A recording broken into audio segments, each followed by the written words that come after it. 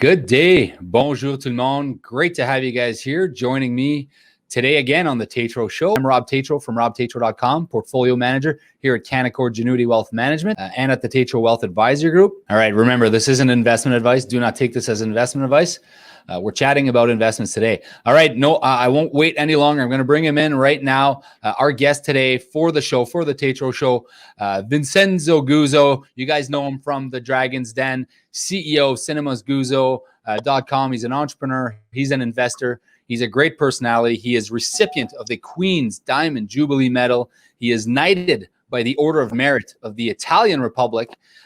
He's also a member, if I'm not mistaken, the Order of Malta as well. Welcome to the show, Vincenzo. Thank you for taking the time. Thank you for having me. That's great. The big story that I really like that I haven't heard you tell yet is the lawsuits back in, what was it? I want to say 98. Am I right? 97, 98. That's when we lodged the complaints. Yeah. Okay. So tell me about that story. Well, look, it was many, many years that my father was in the movie business since 1974. Back then, the business had what we'd call first run, second run. Then video came along and bye-bye second run. So we were second run movie theater operators. So we were in the suburb. You would play a movie downtown Montreal and it would clear the whole island, right? So the numbers that movie theaters would make back then were huge because they were the only game in town. So for a city like Montreal, 2 million back then people, let's say, there was one theater playing the movie.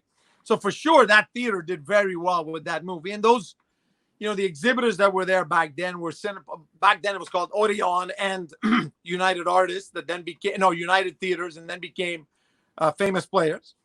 And so at a given point, we started opening theaters in what they would call their backyard. And I remember back then, the president of Cineplex was a guy called Alan Karp. He was an attorney from Toronto. And I remember him when we wanted to open the theater in 98 in Sources in Dollard des Ormeaux.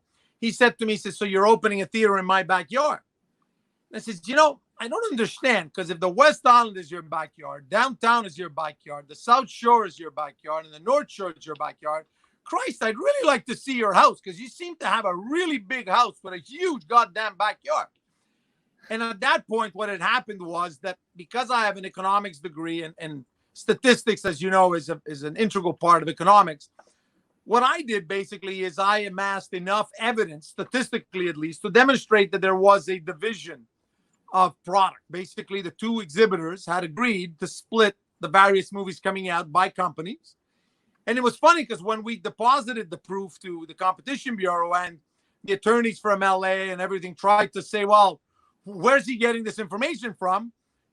It was simple. I just opened the papers. I took 10 years worth of paper clippings. And every single Paramount picture that ever played in all of Canada always played at a Famous Players theater, no matter what. There was never an exception, right? And the likelihood of every single Sony picture or every single Universal picture playing 100% at Cineplex for the last 10 years made, so it was like, it's too obvious that you guys basically split the market up. That case never really made it to court just because settlements were had very quickly, apart the fact that the studios, they actually liked what I was doing because I was actually freeing up the market. And you have to remember that in a situation where there's a duopoly, what happens normally is that suppliers are usually held hostages, right? And so the studios were, I would tell you back then, willful hostages, right? So what they did is, okay, we'll let you bully us and tell us where to play our movies. So it's like a barrier to entry for smaller players like me. But on the flip side, we're going to do some tide selling. So I know you all want to play the Titanics and the Avengers of this world, but not all our movies are amazing. Some of them are not, the great pictures we thought they were going to be. So now we still need to play them, and you're going to guarantee me you're going to play them. That was the coexistence, and that's why everybody liked the status quo. I came along, shook that cage up strong enough, broke the system, at least for Quebec and Greater Montreal, and by consequence, what happened is now studios make way more money out of the Montreal market than they've ever imagined possible. So they're very happy, and so gradually they've spread that way of thinking across Canada. Nice. You made a comment on BNN at some point, and I'm paraphrasing. It was something along the lines of Netflix cannot exist as it is in 5 years or something like that, or in 10 years. I don't remember the exact quote, but it's basically things are going to change. Things are going to change. And you had spoken about consolidation in the streaming space. Right now, for me at home, I got the Disney Plus, I got the Amazon Prime, I got the Netflix, I got the Crave, I got the TSN, but I don't have cable. Explain what you mean by that, because that's a pretty bold statement to say Netflix won't exist as it is in 5 years. Well, if you think about it, everybody complains about the cost of going to the movies. Truth of the matter is, with all of those platform subscriptions you just listed, and with the add-ons, because I actually signed up to Crave because I wanted to see Billions, and while I was watching the show, then I wanted to see something else. But for that, I had to be signed up to Prime Plus Movie or HBO Plus Movie. Yeah, that was an plus, extra plus. That's right. So the minute I did the math, I would tell you almost $100 a month. So now I got $100 a month. Plus, then I got to get my cable anyway because I need to have my local news. So once I do the math, that in-house entertainment is not $9.99. I mean, now it's insane. The other problem is you have to remember that Netflix technically is one of those, I always like to call it like it's an Uber company. In other words, it's one of those companies that's got an enormous amount of subscribers. But at the end of the day, the bottom line is that it's still losing money. So I sit there and I tell myself, but wait up a minute. You're the only game in town. You've got the biggest number of subscribers by far, and you still haven't been able to make money. Well, now that Disney Plus is coming in, now that Prime is coming in with a vengeance, Crave is still there, Universal's going to want to come in, Warner's going to want to come in. How are you ever going to think about making money? So for me, it was a clear dilution factor that will happen. And eventually what's going to happen is there's going to be somebody who's going to say, look, we cannot continue offering all of these services piece by piece. It just doesn't make sense. Somebody's going to have to grab all of them together and say, okay, let's make a lump sum deal here. And by that, what I found strange is that out of all of the studios, the only studio that doesn't seem to be actively looking to open their streaming platform is Paramount. And so in 1998, I didn't have any friends at Paramount, but today I do. I have a lot of friends at Paramount. And I was thinking about it, and I said to myself, wouldn't that be ironic, right? So Paramount's owned by Viacom. Viacom used to have Blockbuster. Netflix took out Blockbuster and made technically Blockbuster go bankrupt.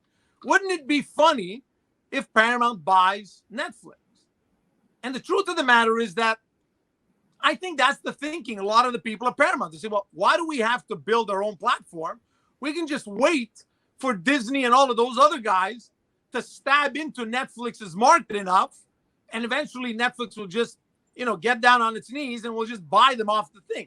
So it's just a question of ultimately, if you can't make money when you're the only game in town, how do you expect to make money when you're dividing the market between 10 players, 15 players, right? And so for that reason, Netflix will change. It will have to become a different monster, as we might call it, right? The other thing is COVID-19, I think, will change the way people think of things. I'll tell you one thing that I found funny. When I was talking to a bunch of friends and whatever, cousins, relatives, and so forth, everybody was upset the first few weeks about these automatic payments that were being taken off their credit cards or off their, their bank accounts. And all of a sudden, the subscription model, which was very convenient, was now becoming very annoying because you no longer had control of what was passing through your account, but you knew that you weren't making any more money, and now you have to pay all of these bills. So I have a feeling that, one of the local gym outlets here in Quebec actually came out and started saying, we're no longer going to do pay us up front or this automated thing. We're going to do it as pay as you go, right? So that now you're paying for a service and you're not investing up front and then you quit after 2 months, but it's still billing. You're still getting charged for it. So that whole thing, I think, is going to change. I've always said, I'm a big believer, and I said this all the time. I said online is convenient, but not sexy. And everybody says to me, well, what do you mean? I says, well, think about the average guy sitting at his computer ordering online stuff. He's probably in a dirty t-shirt. He's probably just lounging around, pajamas or whatever.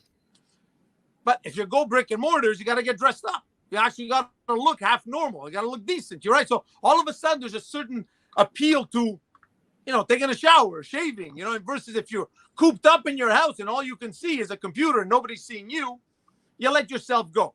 But like I said, it's convenient. But are people going to still want convenience after they've been removed their freedom of mobility? I think, 2 months is a long time. I think brick and mortar is going to come back. I think a lot of people have realized that Netflix and a lot of the streaming platforms are TV. They're not, what's the difference between ABC and Netflix? It's TV. Yeah. And I think that connection's been done a lot more now than it was before. So as much as Michelle Romano thinks that in the last 3-4 months, we've seen a growth in online that we were expecting over 10 years, I think the demise or the drop in online will also be as quick as the gain.